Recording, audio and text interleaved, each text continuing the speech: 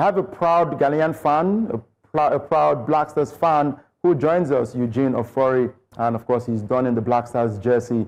Proud of being a Ghanaian fan, and I'm sure he wants to throw that shade to Nigeria. But yes, we would celebrate Ghana when they see that qualification spot. Thank you for joining, Eugene. What does it feel like to see that Ghana is more like a redemption for Ghana because they did not qualify for the AFCON tournament, but then they will be in USA, Mexico, and Colombia? Well, in Ghana now, it's an all joy now. We are just about getting your tickets. It's more like there will be an after party after the game, so they just have to be present and just be at the stadium. No matter the result, there will be an after party where there will be jubilation. And for Ghana, this World Cup is more like a poverty alleviation socio-economic policy from the government. A lot of the fans view this as an opportunity to head into the US and then subsequently get some jobs and live there. So a lot of Ghanaians were very much vested in our qualification phase. And once we didn't qualify for the AFCON, then it meant that all the energy had to be channeled into the World Cup qualification. Thankfully, the Black Stars have done that. We just need a point, and then we would make it to next year's World Cup. Remember that since 2006, when we made our debut, we've only missed the 2018 World Cup in Russia. So we are one of the most consistent countries or African countries at the World Cup, and so it's just normal that we've maintained our position there. The only challenge is that with Comoros, in our last two meetings, we failed to beat them, and so it will be interesting to see what the performance we will put up tonight at the Accra Sports Stadium. But apart from that, just a few injury issues. Gideon Mensah, who's our left back, there's a bit of an injury issue, as well as Elisha Owusu as well. They are both teammates of the same club, Oxford in League A. They are slight down, so it means that there will be opportunities for other players like Ebenezer Annan, who plays in the League 2 with Saint Etienne, and then there will be other players who could also get a play in the midfield. There will also be a player like Christopher Babons, who plays for Al Qassia in the Saudi Pro League. He would also maybe get a chance to play. So in Ghana, we are just chilling, as we put it. We are relaxed. The game is on, and then after the game, there will be a after party, and then we'll look at how it goes. I think that, well, we are substituting. Ghana will not be at the AFCON, and Nigeria will be at the AFCON, and we don't know what happened with the World Cup qualification for the Super Eagles. All right, I'll bring in Gemideko into this conversation now, because as a Nigerian football fan, Nigeria qualifies for the AFCON, but Ghana is not going to be part of it, and Nigeria on the verge of losing out on the ticket of qualifying for the FIFA World Cup. Which one do you hold more important, Gemideko, the World Cup or the Africa Cup of Nations? Definitely the World Cup. Definitely the World Cup. Remember, we lost out at the last World Cup. We were not there. You know, it affected some of us personally. And at this point in time, personally, I've given up on the World Cup for Nigeria.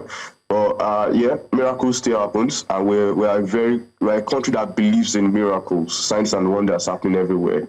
But apart from that, I do not see Nigeria making it to the World Cup. But miracles do happen. You know, we probably might get a 4-0 win against a third Benin side, which I very sincerely doubt, because Genetro, he understands these things, understands our players, knows how to, you know, get under their skins and not massage their ego.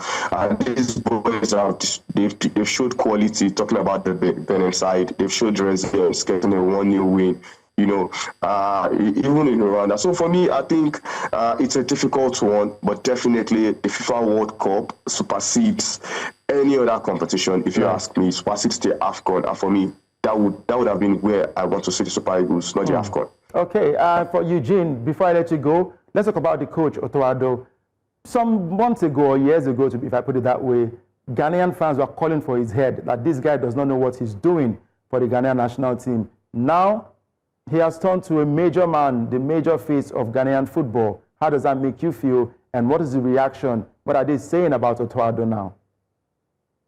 To be honest, even though he's qualified the team, it seems that will not atone for the sins of not qualifying for the AFCON. Because even at yesterday's press conference, the very first question that was asked was about whether he's heard the calls for his sacking and whether he thinks he would have been betrayed by that call. And of course, the FA decided that that question will not be answered by the coach.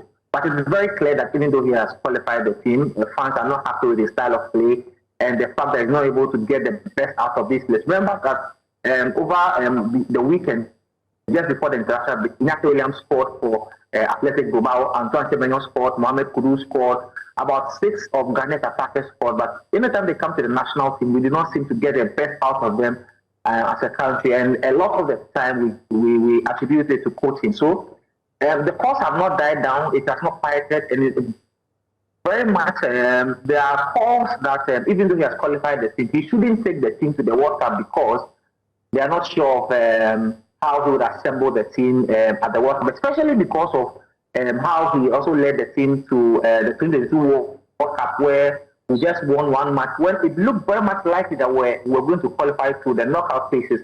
So we lost against Uruguay, and then South Korea out of nowhere then made it out of the group stage. So to cut it short, Ghanaians are not too confident in Coach Otto Addo, even though he has qualified the team, and there are still calls for his sacking. Even the Ghana Sports Minister, Kofi Adams, also revealed that even though Otto Addo has qualified for the team, he's not too sure about the coach. Remember that there is the ministry, the government through the ministry that pays the coach. And so the minister responsible for sports and recreation says he's not too confident in the coach, then it means that there's cause for concern. So even after this qualifies, there will be conversations about who leads the technical team for next year's World Cup. All right, so that'll be an interesting conversation to keep tabs on, and I'm sure we'll get more updates from you, Eugene Ofori. I'll say thank you very much for joining, and congratulations are in order for the Black Stars of Ghana, and I hope that they do not jinx it. But yes, already one step into the final, talking about the World Cup, just the points, and they'll be through. Congratulations to Ghana in advance. Thank you for joining, Eugene.